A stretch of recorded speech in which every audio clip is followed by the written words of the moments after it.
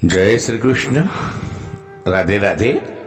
રાધે સત્સંગમાં સત્સંગનું રસપાન કરતા બધા જ આત્મીયજનો શ્રી વલ્લભની પ્રેરણાથી પ્રેરાઈને રાધે સત્સંગમાં આજે આપણે જોઈએ કે આપણે પ્રભુ પાસે માંગવું જ ન જોઈએ અને તત્સુખની ભાવનાથી જ સેવા કરવી, અને માંગવું તો ફક્ત સેવ્ય સ્વરૂપનું સુખ જ માંગવું જોઈએ તે વિશે જોઈએ. પરંતુ તે પહેલાં આપે રાધે સત્સંગ ચેનલને સબસ્ક્રાઈબ ન કરી હોય તો સબસ્ક્રાઈબ કરશો, જેથી નિત્ય સત્સંગની જાણ આપને થઈ શકે.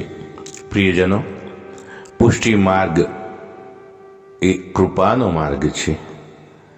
વલ્લભીય વૈષ્ણવના હૃદયમાં પુષ્ટિ ભક્તિ દ્વારા ભગવાન સદા બિરાજે છે. ભગવાન તો અંતર્યામી છે. આપણે શું જોઈએ છીએ તે બધું જાણે જ છે, અને તેથી આપણા સંપ્રદાયમાં કંઈ પણ લૌકિક કે અલૌકિક માંગવાની શ્રી મહાપ્રભુજીએ મનાઈ કરી છે. ચાતક જેવો દ્રઢ વિશ્વાસ રાખી પ્રભુ સર્વ મનોરથ આપણા પૂર્ણ કરે છે. માંગવું એ તો મરવા બરાબર છે. કોઈ કવિએ કહ્યું છે કે માગું તો હે ખુદા તારી ખુદાઈ દૂર નથી, પણ માંગું ને તું આપે એ વાત મને મંજૂર નથી. છતાં માંગવાનો પ્રસંગ આવે અને ભગવાન કંઈ પણ માંગવાની આજ્ઞા કરે ને તો વૈષ્ણવ ફક્ત સેવ્ય સ્વરૂપના સુખની જ માગણી કરે, બીજું કંઈ માંગવું નહીં.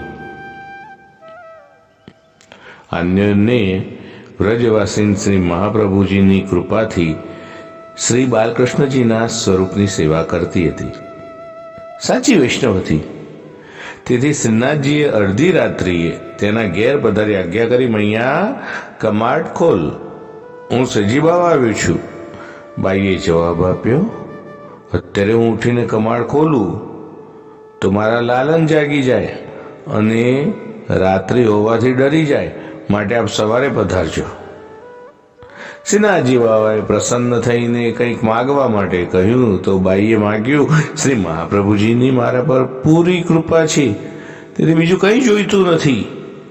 પણ અહીં ગોવર્ધન પર્વત પર બંદરો બહુ છે, જે નાના બાળકોને બહુ હેરાન કરે છે. મારો લાલન બહુ મુગ્ધ છે, અને તેથી હું એટલું જ માંગુ છું કે આ બંદરોને દૂર ભગાડી મૂકો, જેથી મારા લાલનને આ બંદરો ક્યારેય હેરાન ના કરે. પ્રિયજનો, જોઈને કેવી નિસ્વાર્થ ભક્તિ પુષ્ટિ માર્ગમાં ભક્તિનું સાચું લક્ષણ છે.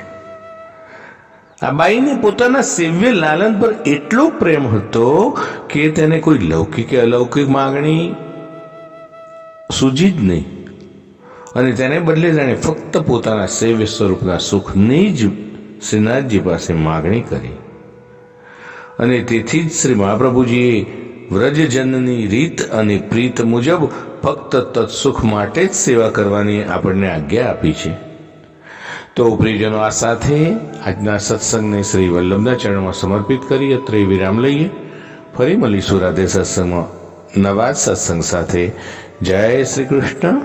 રાધે રાધે.